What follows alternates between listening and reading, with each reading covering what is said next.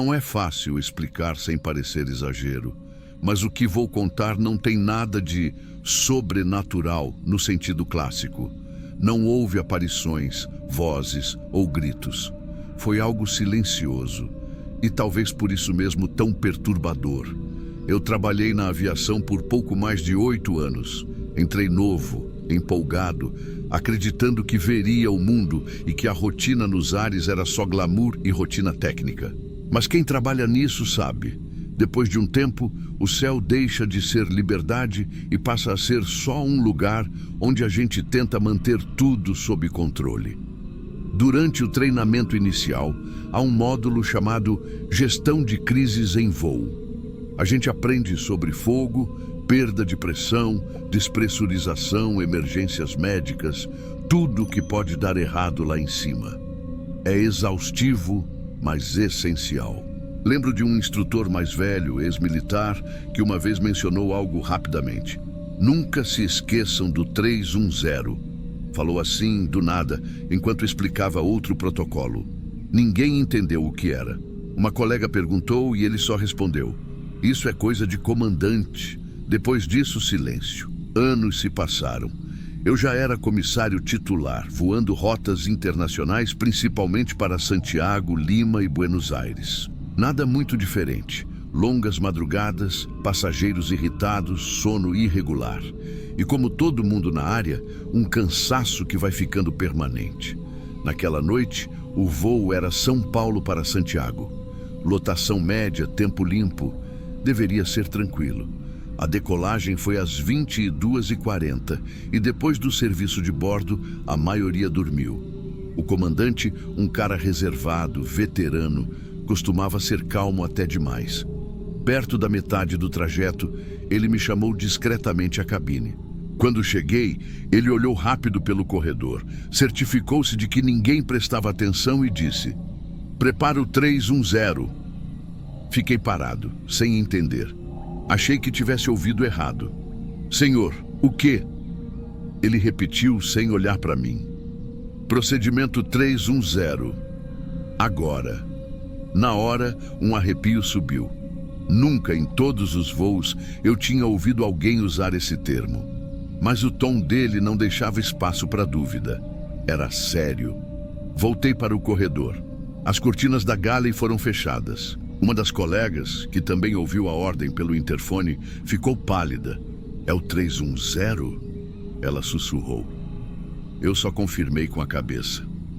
Ela começou a recolher discretamente os copos, como se fosse rotina. Mas havia algo diferente no ar. Uma calma forçada, ensaiada. Enquanto isso, o chefe de cabine se aproximou do assento 24B, onde uma passageira idosa dormia com a cabeça encostada na janela.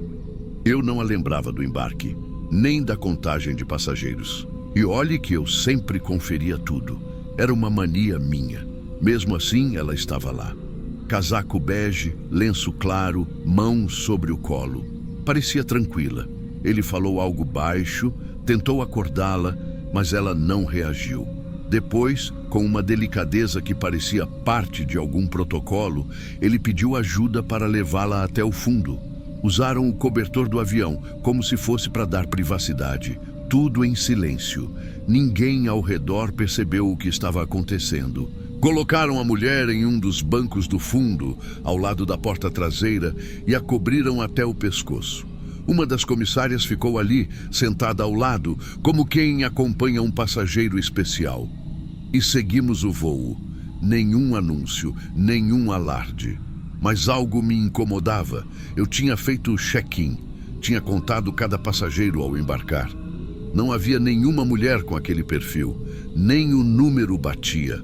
Fui até o sistema interno, puxei o manifesto eletrônico. Nada. Nenhum nome extra. Nenhum assento sem identificação. Mas mesmo assim, ela estava lá. Real, física, respirando. Pelo menos até pouco antes. O resto da tripulação parecia agir por instinto. Ninguém comentava nada. O comandante não chamava. A cabine ficou num silêncio que eu nunca mais esqueci. Quando pousamos em Santiago, o procedimento de desembarque foi normal, até certo ponto. Os passageiros saíram, um por um. A idosa continuava lá, imóvel, coberta. Ninguém perguntou por ela. Ninguém notou. Assim que o último passageiro desceu, 2 homens de terno entraram pela porta traseira. Sem crachá, sem identificação de aeroporto. Vieram direto. Cumprimentaram o comandante, balançaram a cabeça e, sem dizer uma palavra, retiraram a mulher dali com uma maca portátil. Nenhum formulário de óbito, nenhuma assinatura de autoridade. Simplesmente a levaram. Depois disso, silêncio total. Fomos orientados a não comentar o ocorrido. Disseram que era uma ocorrência controlada e que seria registrada internamente. No dia seguinte, tentei confirmar o número do voo no sistema interno, só por curiosidade, mas o registro estava bloqueado. O histórico de tripulação aparecia, mas a seção de relatórios constava como restringida. Nunca vi isso acontecer antes. Alguns dias depois, o setor de recursos humanos me chamou. Achei que fosse algo burocrático, mas ao chegar lá, havia um supervisor que eu nunca tinha visto. Ele me cumprimentou educadamente, fechou a porta e colocou um papel sobre a mesa. Era um termo de confidencialidade. No topo, em letras pequenas, estava escrito: Procedimento 310. Diretrizes de contenção e preservação operacional. Ele pediu que eu assinasse, dizendo que era apenas um protocolo padrão quando ocorrem eventos de natureza não operacional durante o cruzeiro. A expressão era exatamente a mesma que eu tinha ouvido lá atrás, no treinamento. Natureza não operacional. Eu perguntei o que significava. Ele me olhou por um segundo e respondeu: é para evitar que o público entre em pânico. E nada mais. Assinei, porque não tinha escolha. Mas a partir daquele dia, não consegui mais embarcar sem pensar nisso. Quem era aquela mulher? Como ela entrou num avião sem constar no manifesto? Por que havia um protocolo inteiro preparado para algo assim? Tentei conversar com alguns colegas mais antigos. A maioria desviava o assunto. Um deles, que já estava perto da aposentadoria, só disse: não é a primeira vez, só não é para falar sobre isso. Meses depois, pedi desligamento. Não cheguei a dar um motivo específico. A empresa até tentou me manter, mas eu simplesmente não conseguia mais entrar num avião sem pensar que, lá em cima, talvez houvesse regras que a gente nunca devia conhecer. Eu sei que o que contei não prova nada. Pode parecer apenas uma coincidência ou um erro de sistema. Mas mesmo que fosse, por que tanto sigilo? Por que 2 homens sem crachá levariam alguém direto da pista sem envolver polícia ou autoridade médica?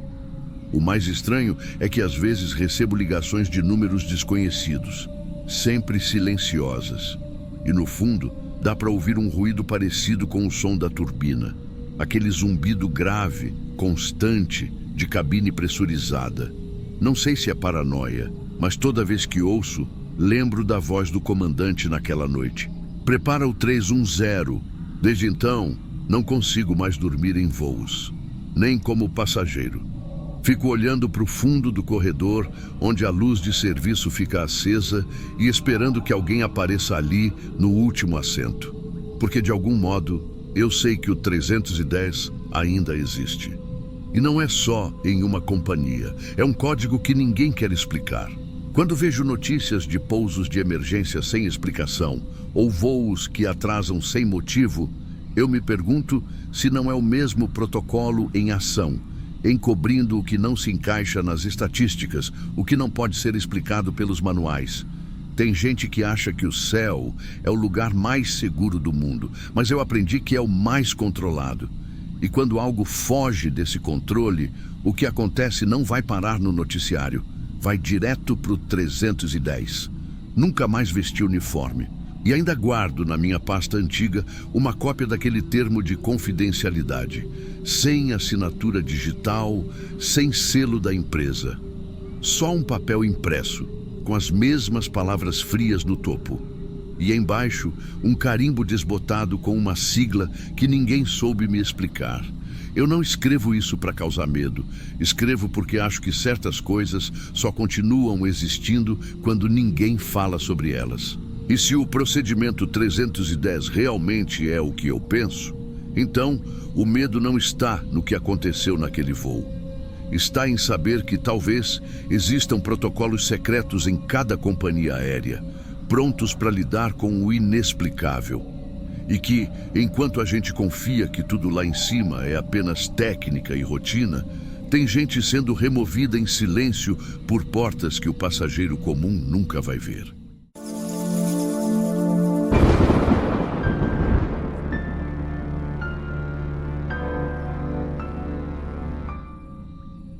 Eu nunca soube explicar direito o que aconteceu naquela noite. Talvez porque, tecnicamente, não exista uma explicação dentro dos procedimentos que a gente aprende. E olha que eu vivi o suficiente dentro daquela torre para saber que tudo tem um protocolo. Tudo. Do tom de voz até o tempo que você deve esperar antes de responder a um chamado. Mas o que aconteceu naquele plantão não cabia em nenhum deles. Eu já estava aposentado há uns 3 anos quando resolvi escrever isso. Não é por arrependimento, nem por querer aparecer. É porque a lembrança não apaga. Eu tento racionalizar, dizer que foi uma falha, um eco, uma gravação corrompida. Mas não importa quantas vezes eu repita isso, o frio na espinha volta do mesmo jeito quando lembro do som daquela voz no fone. Na época, eu trabalhava na torre de controle do aeroporto de Recife, no turno da madrugada. Aquele tipo de horário em que o rádio parece mais vivo do que o próprio aeroporto. O silêncio é diferente, é pesado. A gente se acostuma com o som dos motores, com o zumbido constante das turbinas taxiando lá embaixo, e quando não tem nada disso, o ouvido começa a inventar som. Naquela noite, éramos só eu e o técnico de sistemas, o Jorge no controle principal. Tudo dentro do normal. Céu limpo, tráfego reduzido, apenas voos internacionais passando em rota sobre o espaço aéreo. Por volta das 2h20, o canal de frequência de emergência captou um sinal. O curioso é que era numa frequência antiga, uma que tinha sido substituída anos antes. O sistema registrou automaticamente a origem do sinal com o prefixo voo 723. Quando a tela piscou, a primeira reação foi estranhar o código. Eu olhei para Jorge, ele olhou para mim e os dois pensamos a mesma coisa. O 723 não existia mais. Eu lembrava bem desse prefixo porque ele foi desativado em 2002, depois de um incidente grave. Uma pane elétrica no sistema de navegação durante um voo noturno de carga. Ninguém morreu, mas a aeronave foi considerada inoperável e desmontada. O código foi oficialmente retirado do sistema da companhia meses depois. Mesmo assim, lá estava, o prefixo aceso, o sinal ativo e a voz pedindo descida de emergência. Eu respondi no automático. É o que se faz. Segui o protocolo, perguntei posição e altitude. A voz respondeu firme, com sotaque neutro, padrão de tripulação nacional. Disse que estava a 33 mil pés, com instabilidade nos sistemas elétricos. O barulho de fundo parecia o de uma cabine real, com os sons de aviso e aquele chiado característico de microfone antigo. Tudo perfeito demais para ser um erro. Jorge já estava ao meu lado, tentando rastrear o ponto no radar. Nada, nem uma leitura, nem eco. Refiz a pergunta, pedi o código de transponder. Ele respondeu com clareza. Eu repeti o comando para confirmar e ele respondeu de novo. Idêntico. Era quase como se estivesse reproduzindo uma gravação. Foram quase 3 minutos de comunicação. Tudo foi registrado automaticamente pelo sistema, como qualquer conversa. No final, a voz agradeceu e disse que tentaria um pouso em Recife. E sumiu. Silêncio total.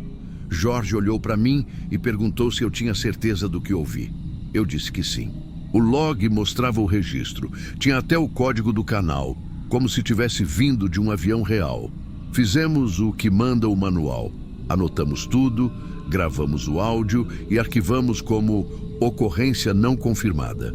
E seguimos o turno. Nos dias seguintes, o assunto virou piada interna.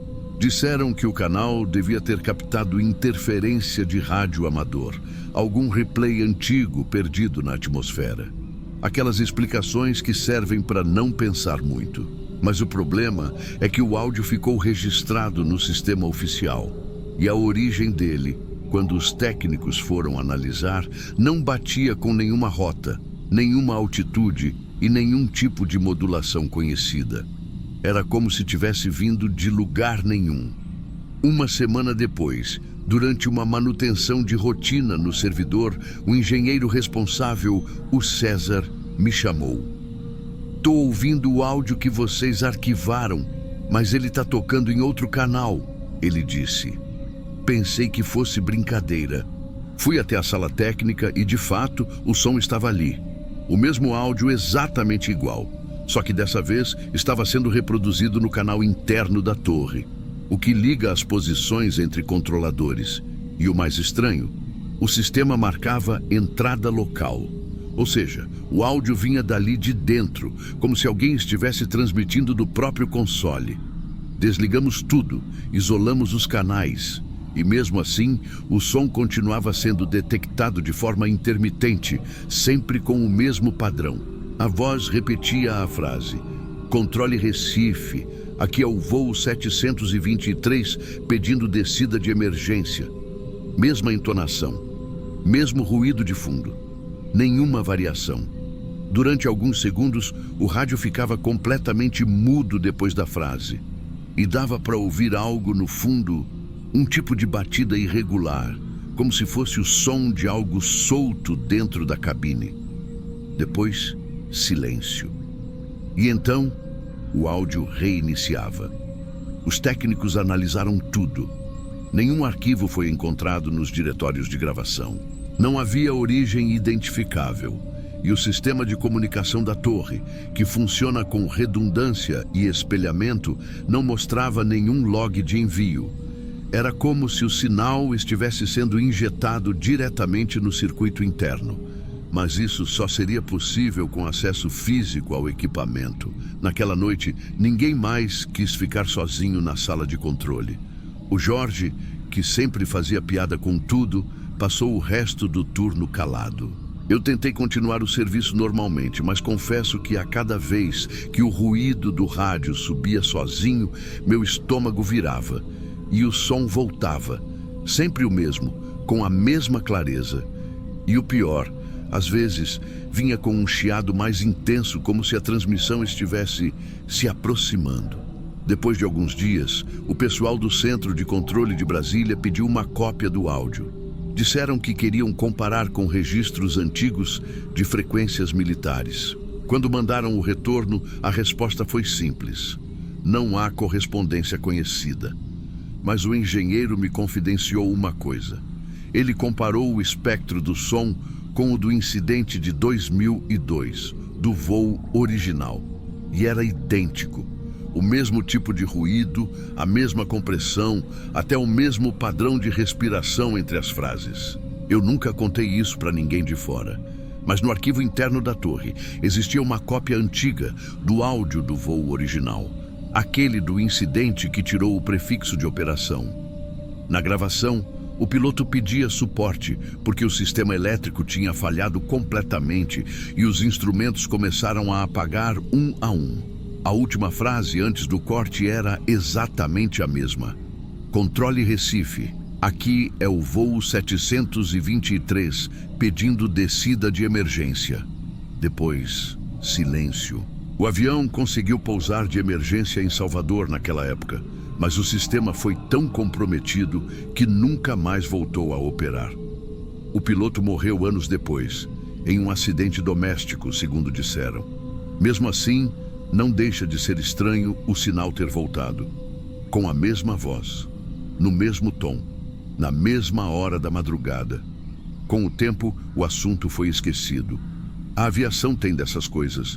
Quando não há explicação técnica, arquiva-se como anomalia de transmissão e segue a vida. Mas para mim, ficou a sensação de que alguma coisa ficou presa naquele canal. Durante meses depois do ocorrido, Toda vez que eu colocava o fone, sentia um chiado leve, um ruído no fundo, como se alguém respirasse ali. Mesmo com o volume no mínimo, mesmo quando o canal estava mudo, eu tentava ignorar. Às vezes desconectava o fone, fingia que era interferência atmosférica. Mas certa vez, pouco antes de encerrar o turno, o chiado subiu de novo e eu juro que ouvi, no meio do ruído, alguém dizendo meu nome. Baixo, arrastado, como se estivesse falando de dentro de um túnel. Aquilo me paralisou por alguns segundos. Tirei o fone e fiquei olhando para o painel, para o reflexo da minha própria cara nas luzes. Não contei para ninguém. Só pedi para ser transferido de turno dias depois. E nunca mais aceitei trabalhar na madrugada. Na semana em que me aposentei, passei pela sala de comunicações só para me despedir. Tudo igual. Os consoles, os monitores, o cheiro de café velho. Mas juro, quando o técnico ligou o sistema para testar os rádios, o canal de emergência piscou sozinho por um segundo. E lá estava o prefixo, de novo, 723. O mesmo código que deveria estar morto há 18 anos. Hoje, quando lembro, tento pensar que foi apenas uma falha técnica, um erro de sistema. Mas existe algo naquele som, porque o áudio nunca parou de circular. Todo ano, alguém novo entra na torre e comenta sobre o arquivo 723, o tal áudio misterioso que aparece sozinho no servidor de vez em quando. Dizem que ele surge em dias de baixa umidade entre 2 e 3 da manhã, e que se você ouvir até o final, dá para perceber uma segunda voz, muito fraca, repetindo o mesmo pedido, mas de dentro da torre. Eu não sei se acredito nisso. Só sei que até hoje, toda vez que escuto o ruído de um rádio mal sintonizado, meu corpo reage antes da razão.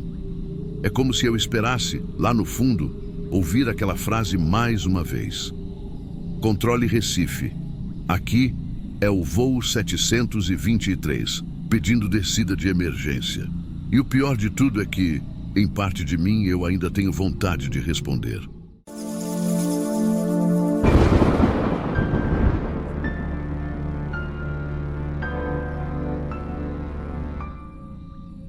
Eu lembro bem daquela noite porque chovia desde o fim da tarde. O tipo de chuva que não cai forte, mas parece que não vai parar nunca. O pátio do setor de carga ficava todo coberto por uma neblina baixa e as luzes dos postes refletiam no asfalto molhado. Era início de maio e o turno da madrugada costuma ser mais calmo, só que aquele dia já tinha começado esquisito. A gente estava encerrando o recebimento de um voo internacional vindo de Miami. Normalmente chegam de 12 a 15 contêineres, numerados em sequência, mas naquela vez apareceu um a mais, o número 14. Só que o manifesto do avião não citava esse contêiner extra. Nenhum código batia com o sistema. Quando um item vem sem documentação, o procedimento é simples. A gente isola o material, fotografa, comunica o supervisor e o pessoal da Receita. Só que o problema começou logo no primeiro olhar. O lacre metálico estava rompido, mas o registro eletrônico mostrava entregue e lacrado na origem. Isso não faz sentido. O código de rastreio é digital, então alguém teria precisado acessar o sistema para marcar como entregue. Abri o painel lateral e vi que o container estava praticamente vazio. Só tinha um palete de gelo seco, ainda soltando vapor, e no centro, um cilindro metálico de uns 50 centímetros, com um selo de advertência escrito em inglês: Do not open at low altitude. O pessoal riu, achando que era algum equipamento de pesquisa, talvez coisa de universidade. Eu, por outro lado, não achei graça. O lacre rompido me incomodava. Pelo protocolo, qualquer carga com selo de advertência química precisa ir para o depósito refrigerado, o que a gente chama de câmara fria B. Então, nós levamos o cilindro para lá, trancamos a porta e deixamos a câmera rodando. Tudo normal. Cerca de 1 hora depois, os sensores de oxigênio do galpão começaram a apitar. No painel, mostrava queda gradual de O2, como se tivesse gente respirando lá dentro. Só que não havia ninguém. Eu e outro operador fomos até lá, achando que podia ser vazamento de gás ou problema de ventilação. Abrimos a porta e sentimos aquele ar gelado, meio pesado. O cilindro ainda estava no mesmo lugar, no meio do palete, cercado pelo gelo seco. Só que havia algo diferente. Uma fina camada de condensação escorria pela lateral, como se o metal estivesse suando. E dava para ouvir um som muito leve, quase imperceptível. Um zumbido constante, ritmado. A gente ficou parado uns segundos tentando identificar de onde vinha. Parecia que o cilindro vibrava, bem de leve, tipo um celular no modo silencioso em cima da mesa. Chamamos o supervisor, que mandou a gente fechar de novo e esperar até o pessoal da manutenção chegar. E foi aí que a coisa começou a sair do controle. O alarme disparou de novo, mas dessa vez o sensor indicava não só variação de oxigênio, mas também aumento de dióxido de carbono. Isso costuma acontecer quando há presença orgânica, tipo respiração mesmo. A leitura subia e descia, como se alguém lá dentro estivesse ofegante. A gente reviu as câmeras. No vídeo, o cilindro parece exalar uma neblina fina, diferente da fumaça do gelo seco. A condensação aumenta, forma uma poça em volta e depois o objeto dá uma pequena tremida, quase imperceptível, mas nítida o bastante para fazer a imagem perder o foco por um segundo. Não tinha vento, não tinha vibração do piso, nada que justificasse. Por volta das 4 da manhã, a chuva apertou de novo. O supervisor decidiu que íamos esperar até o amanhecer para abrir o container de novo, dessa vez com a presença do pessoal da alfândega. Só que quando o sol nasceu, o cilindro já não estava igual. A tampa superior, que era de rosca, tinha sido recolocada, mas de dentro para fora. Isso é fisicamente impossível sem que alguém estivesse lá dentro para rosquear por dentro. O gelo seco tinha derretido e só restava o palete úmido, nenhum sinal de vazamento nem de arrombamento. As câmeras de segurança não registraram nenhuma entrada durante a madrugada. Chamaram a Polícia Federal e o pessoal técnico da companhia aérea. Ninguém sabia dizer o que era aquele recipiente. Fizeram teste de radiação, de pressão, até de presença biológica. Nada. O material era aço comum, sem qualquer composto perigoso. O lacre interno, o que estava recolocado, era idêntico ao primeiro, inclusive com o mesmo número de série. Isso virou um relatório interno chamado Ocorrência Container 14, e a ordem foi encerrar o caso como erro de inventário. Mas quem estava de plantão naquela noite sabe que não foi erro. O que mais me incomoda até hoje é lembrar da sensação de que tinha algo respirando lá dentro. Eu já vi animal escapar de caixa, já vi container vazar produto químico, mas nunca vi uma leitura de oxigênio mudar desse jeito. Na semana seguinte, um técnico de manutenção comentou comigo que o sensor de CO2 do galpão continuava registrando oscilações leves, sempre durante a madrugada, mesmo com a sala vazia. Ele até trocou o equipamento achando que estava com defeito. Não adiantou. Depois disso, a empresa mandou desativar aquela câmara fria por ajuste de energia. Na prática, lacraram a porta e deixaram o ambiente isolado. Alguns meses mais tarde, o tal container foi recolhido por uma equipe terceirizada. Vieram 2 homens com uniforme sem logo, apenas o crachá genérico de acesso. Um deles assinou o termo de retirada com uma caneta que parecia já estar pronta, sem precisar de papel carbono, o que não é comum. Carregaram o container com uma empilhadeira própria e foram embora, sem dar explicação. A filmagem da retirada sumiu do servidor na mesma semana. Não sei se alguém de fora do aeroporto chegou a ouvir falar disso. Provavelmente não. No relatório oficial, o container nem sequer é citado. O último registro de rastreio indica entregue ao destinatário final. Mas o número de destinatário é só uma sequência de zeros. O turno seguinte ao nosso foi chamado para uma reunião de segurança. Falaram para não comentar o ocorrido, alegando que erros de inventário causam ruído operacional. Mas todo mundo entendeu que era para ficar quieto. O curioso é que nas semanas seguintes, o pessoal começou a relatar dores de cabeça e enjoo dentro do galpão, principalmente de madrugada. Chamaram o setor médico, mas não encontraram nada. O ar ali dentro ficou diferente, mais denso. O som também. Antes, quando a gente fechava a porta da câmara fria, o eco sumia. Agora, mesmo com a sala vazia, dá para ouvir um chiado fraco vindo de dentro, como se algo lá dentro ainda estivesse se movimentando, bem devagar. Eu pedi transferência de turno 1 mês depois. Não dormia direito, sonhava com o barulho dos alarmes e com aquele som ritmado, parecido com respiração. Tem uma coisa que nunca saiu da minha cabeça. No dia em que fomos abrir o container pela primeira vez, eu lembro de ter passado a mão no cilindro para ver se estava frio. O metal estava gelado, mas pulsava. Não era vibração de máquina, era uma pulsação real, quase imperceptível. Achei que fosse coisa da minha cabeça. Agora não sei mais. Faz mais de 3 anos que saí do aeroporto. Hoje trabalho em uma transportadora menor, cuidando de carga rodoviária.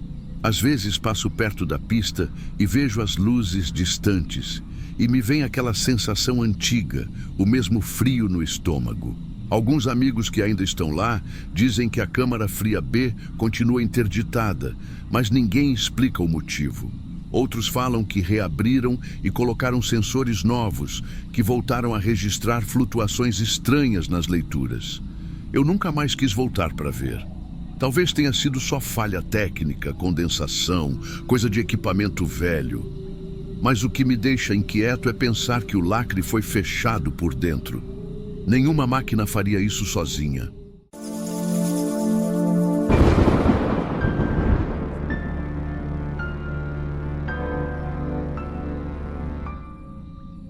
Trabalhar em aeroporto é algo que de fora parece agitado, cheio de histórias e glamour. Mas por dentro é repetição. Mesmo para quem está sempre no meio de gente do mundo todo, o que sobra no fim do dia é cansaço e silêncio de corredor vazio. Eu sou terceirizado do setor de conexão no aeroporto de Lisboa, fico responsável por acompanhar passageiros entre terminais, principalmente quando há pouco tempo para conexão. O corredor de transferência é uma passagem longa, quase reta, com pouco mais de 400 metros, usada para transportar grupos pequenos de um terminal ao outro. A gente chama de linha fria, porque quase não há movimento de passageiros comuns. É uma área controlada, com câmeras e acesso restrito, e só quem trabalha ali sabe o quanto aquele silêncio pesa de madrugada. Na noite em que isso aconteceu, eu estava no 4º turno seguido, cobrindo um colega que tinha passado mal. Era uma daquelas madrugadas arrastadas, com voo atrasado e passageiro irritado. Quando a central chamou no rádio, dizendo que havia um grupo com conexão curta precisando de transferência imediata, eu nem pensei 2 vezes. Peguei o carrinho elétrico e fui. Eram 6 pessoas no total. 4 homens, uma mulher de cabelos curtos e loiros e um senhor mais velho com uma bengala de alumínio. Todos pareciam apressados, cansados também. Eu lembro de ter dito: "Vamos rápido, por favor." E de ver apenas a mulher loira acenando com a cabeça, mas sem levantar o olhar. Desde o começo, ela mantinha o rosto virado para o chão, segurando firme uma bolsa preta pequena. O corredor é iluminado por lâmpadas brancas no teto que criam uma sensação estranha de profundidade. Quando você olha para frente, parece que o fim nunca chega. A cada 30 metros há câmeras e o sistema registra tudo. A gente passa ali dezenas de vezes por turno, mas naquela noite, algo me deu um incômodo difícil de explicar. Durante o trajeto, eu olhei pelo retrovisor do carrinho e percebi que ela não piscava. Não erguia o rosto, não se apoiava, não demonstrava cansaço. Era como se estivesse flutuando dentro do próprio corpo, desconectada de tudo ao redor. Os outros falavam entre si, cochichavam, faziam perguntas sobre o horário do embarque. Ela não reagia. A certa altura, um dos homens pediu para parar rápido, para ajustar a mochila. Eu reduzi a velocidade e encostei o carrinho. Foi coisa de 10 segundos. Quando olhei de novo, ela não estava mais ali. Meu primeiro impulso foi olhar para trás, imaginando que tivesse se afastado, talvez distraída. Só que logo em seguida, enquanto eu ainda procurava com o olhar, ela reapareceu, uns 10 metros à frente do grupo, de pé, parada, de costas. Ninguém comentou nada, nem eu. Senti aquele arrepio que começa na nuca e desce pelas costas. O tipo de sensação que o corpo reconhece antes da cabeça entender. Eu tentei racionalizar. Talvez ela tivesse descido rápido, talvez eu não tivesse percebido. Só que não havia som de passos, nem eco, nada. Continuei dirigindo até o final do corredor, fingindo normalidade. O grupo desembarcou, agradeceu rapidamente e seguiu para o portão de embarque. Eu fiquei um instante ali, olhando a porta automática se fechar atrás deles, com aquela sensação absurda de que faltava alguma coisa. No fim do turno, o sistema pediu confirmação da transferência. O protocolo exige que a gente verifique se todos os passageiros foram entregues no portão correto. Quando digitei o número da operação, o sistema mostrou 5 passageiros transferidos. 5. Eu revisei a lista, contei 2 vezes. No papel, constavam 6 nomes. No registro eletrônico, 5. Pensei que podia ser erro de leitura do código. Voltei para a cabine e pedi para conferirem nas câmeras. Um dos seguranças, já acostumado com minha cara de dúvida, puxou as imagens. A gente assistiu em silêncio. Lá estava o grupo. Os 6 embarcando no carrinho, seguindo pelo corredor, tudo certo. Em determinado momento, a imagem dá um microcorte, um daqueles pulos típicos de câmera interna quando há interferência. Coisa de meio segundo. Quando a imagem volta, a mulher já está 10 metros à frente. O segurança pausou o vídeo e me olhou. Eu tentei rir para disfarçar o desconforto. Ele não riu. Só disse, isso acontece às vezes. No dia seguinte, eu perguntei ao meu supervisor se o registro tinha sido corrigido. Ele respondeu que o sistema arquivou o vídeo e que não era para eu me preocupar. Essas falhas acontecem, ele repetiu. O tom dele era firme, mas frio, como quem já sabia o que eu ia perguntar. Aquilo me incomodou mais do que devia. Fiquei pensando se alguém já tinha passado pelo mesmo. A verdade é que todo mundo que trabalha ali há tempo evita falar desse corredor. Quando algo dá errado, a explicação é sempre técnica. Falha de sensor, erro de leitura, interferência na rede. Só que os relatos, aqueles ditos nos intervalos, nas conversas baixas do café, são parecidos demais para serem coincidência. Tem gente que jura ter ouvido passos quando o corredor está vazio. Outros dizem que veem reflexos diferentes no vidro, como se houvesse mais gente andando atrás. E alguns, os mais antigos, falam que antes de virar passagem de transferência, aquele trecho era o antigo túnel de inspeção de bagagens. Nos anos 90, houve um incêndio lá. Oficialmente, ninguém morreu, mas há quem diga que 2 funcionários ficaram presos no subsolo durante o vazamento de fumaça e nunca foram encontrados. Depois disso, o túnel foi fechado e reformado, dando origem à área que a gente usa hoje. Nunca vi nenhum documento confirmando essa história, mas o jeito como os supervisores reagem quando alguém menciona o incêndio é estranho, mudam de assunto. Eu tentei esquecer. Só que uns meses depois, enquanto fazia uma transferência parecida, aconteceu de novo. Dessa vez com outro grupo. Tudo igual. Madrugada, corredor vazio, o som elétrico do carrinho ecoando nas paredes e aquela sensação de ar denso, como se o ambiente estivesse sempre um pouco mais frio do que o resto do aeroporto. No meio do trajeto, a luz piscou. Foi rápido, mas o suficiente para congelar o coração por um instante. Quando voltou, uma das passageiras, morena, com uma jaqueta verde, estava virada para trás, olhando direto para mim. Ela não parecia assustada, parecia confusa. Eu só percebi depois, quando parei para deixar o grupo no portão e contei de novo. Eram 5. No registro inicial, 6. No final, 5. De novo. Aquela noite, eu não dormi. Voltei para casa, deitei e fiquei olhando o teto tentando encaixar lógica nas coisas. Fui rever os vídeos antigos no sistema interno com um colega da manutenção que devia um favor. Só que as gravações daquele mês estavam bloqueadas. Solicitação de revisão de segurança, dizia a tela. Ele comentou meio rindo que aquele corredor tinha histórico. Perguntei o que queria dizer com isso. Ele respondeu: às vezes o sistema marca presença onde não tem gente, tipo sombra andando sozinha. Os sensores acusam movimento, mas não aparece nada nas imagens. Depois disso, eu comecei a evitar aquele setor. Pedi transferência para a área de embarque doméstico. Não deu certo. Disseram que faltava pessoal e que eu era de confiança. Desde então, aprendi a fingir que nada aconteceu. Hoje, quando passo por lá, não olho mais para os monitores.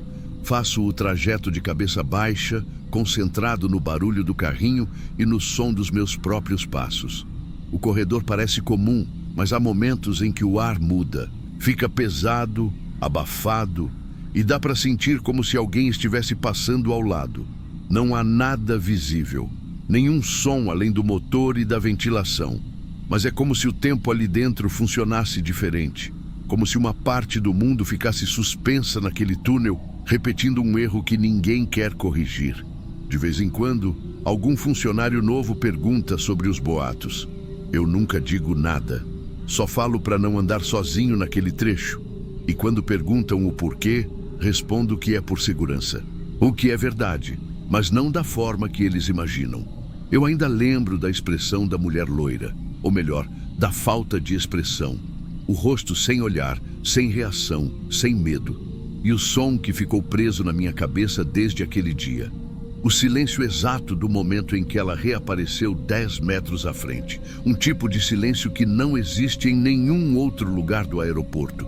Talvez fosse cansaço. Talvez o sistema tenha falhado. Talvez eu tenha visto errado.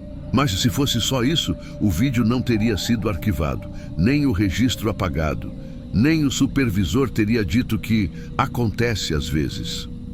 Eu continuo trabalhando aqui. Já me acostumei com quase tudo, menos com aquele corredor. E toda vez que passo por ele, me pergunto quantas pessoas realmente chegam ao final.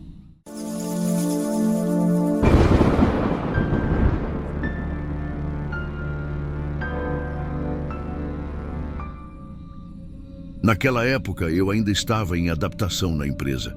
Era um voo curto, doméstico, de rotina, Manaus para Belém, saída prevista para 22h50. Atrasamos por causa de um embarque demorado e uma verificação de temperatura em um dos motores. Nada fora do comum. Essas coisas acontecem o tempo todo. Eu era o copiloto naquela noite e lembro de ter achado o ar da pista mais pesado do que o normal. Não sei explicar. O calor em Manaus é sempre intenso, mas naquela noite parecia diferente, como se o ar tivesse parado. O comandante brincou dizendo que a Amazônia respirava devagar. Foi a última conversa leve da noite. Depois da decolagem, já a uns 5.000 pés, tivemos uma falha momentânea no piloto automático. Foi questão de segundos, mas o avião perdeu algo em torno de 800 pés antes de estabilizar. O comandante reassumiu manualmente e eu fiquei monitorando os instrumentos. Tudo dentro dos limites de segurança. Mesmo assim, aquele tipo de susto deixa o corpo em alerta. A comunicação com a torre estava normal. Nenhum aviso meteorológico, sem turbulência prevista. Quando estabilizamos, os comissários já estavam sentados, todos com cinto. O avião inteiro estava em silêncio, aquele silêncio pesado que só acontece em voos noturnos quando os passageiros dormem rápido demais. Foi nesse momento que ouvi o som. Um estalo leve, depois aquele bip curto do interfone interno, como se alguém tivesse chamado a Galley traseira. Olhei para o painel de chamada e confirmei. Luz acesa no setor do fundo. Achei estranho, porque o sistema mostra exatamente de onde vem a chamada e estava vindo da traseira, de onde nenhum comissário deveria estar. O comandante perguntou se alguém tinha levantado. Eu chamei o chefe de cabine pelo interfone. Ele respondeu em segundos, com o barulho de cinto de segurança ainda se ajeitando. Disse que todos estavam sentados. Ninguém havia se movido. Enquanto ele falava, a luz do painel acendeu de novo. A mesma. E veio junto o som de alguém respirando muito baixo, quase como se o microfone tivesse ficado aberto. Não era estática. Eu juro que não era. O comandante olhou para mim sem dizer nada. E eu lembro de ter sentido o mesmo frio que sinto agora escrevendo isso. Ele pegou o fone, atendeu o interfone direto e ficou em silêncio por uns 3 segundos. Depois, sem expressão nenhuma, desligou. Vocês esqueceram alguém. Foi o que ele ouviu. A voz, segundo ele, era calma, mas parecia vir de um ponto fundo, abafado. Como se estivesse atrás de uma parede. Mantivemos o protocolo. Checamos sistemas, verificamos portas, sensores de travamento, pressão de cabine, tudo normal. Nenhum alarme, nenhum registro de falha. Não havia explicação técnica para uma chamada a partir dali. Durante o restante do voo, ninguém falou sobre o assunto. Fomos em silêncio até Belém. O comandante pediu apenas que assim que pousássemos, fizessem uma checagem completa antes de liberar o desembarque. O pouso foi tranquilo, motor reduzido, taxiamento normal até o Finger. Quando o último passageiro saiu, ainda havia aquela sensação de que o ar dentro do avião pesava demais. Não é algo que se mede, mas é real. Começamos a checagem. Um dos comissários foi até o fundo e me chamou. Disse que a porta do banheiro traseiro estava selada com o lacre de segurança intacto. Isso significava que ninguém tinha usado durante o voo. E também que ninguém poderia ter feito uma chamada dali. Mas o sistema de comunicação interno mostrava uma chamada registrada exatamente 15 segundos antes do fechamento das portas, ainda em solo, com o avião completamente vazio. E o registro mostrava a origem: banheiro traseiro. Ficamos tentando achar uma explicação lógica. Interferência, falha elétrica, ruído de frequência, qualquer coisa. Só que o selo do banheiro foi checado na preparação, antes do embarque e depois da limpeza. Nenhum rompimento, nenhum dano. No relatório, o comandante descreveu o evento como anomalia de comunicação não replicável. Eu confirmei o mesmo. Nenhum de nós queria dar margem para interpretação diferente. No dia seguinte, o setor de manutenção eletrônica testou o painel. Nenhum erro detectado, nenhuma gravação residual, nem mesmo ruído de linha. Ficamos alguns dias sem comentar sobre aquilo, até que o comandante me chamou para um café. Ele não era do tipo que se impressionava fácil. Tinha mais de 20 anos de voo. Disse que na descida, quando o sistema estabilizou de vez, teve a impressão de ver uma sombra se mover perto do Galley. Uma silhueta rápida, como se alguém tivesse passado apressado. Ele achou que fosse cansaço visual. Mas depois de ouvir aquela voz, a imagem ficou presa na cabeça dele. Eu nunca ouvi nada parecido em outros voos. Nenhuma interferência igual, nenhum som que pudesse ser confundido com uma voz. E o mais estranho é que desde aquela noite tenho o hábito involuntário de olhar para o painel toda vez que a luz da Galley pisca, mesmo que seja por teste. A aviação tem seus segredos, coisas que só quem trabalha dentro entende. O cansaço, o som constante dos motores, a monotonia das rotas noturnas, tudo isso pode mexer com a cabeça. Mas naquela noite não foi alucinação coletiva. O sistema registrou a chamada. E esse registro, por mais que ninguém comente abertamente, continua no histórico da aeronave. Às vezes penso que pode ter sido apenas uma coincidência de sinais. Outras vezes, lembro da voz que o comandante descreveu. Calma, firme, como se soubesse que estava sendo ouvida. Não sei se era uma pessoa, um erro de linha ou alguma coisa que a gente simplesmente não tem como entender. Mas toda vez que embarco num último voo da noite, quando o silêncio toma conta e a cabine escurece, eu lembro daquela frase. E me pego olhando para o corredor vazio, esperando não ouvir nada.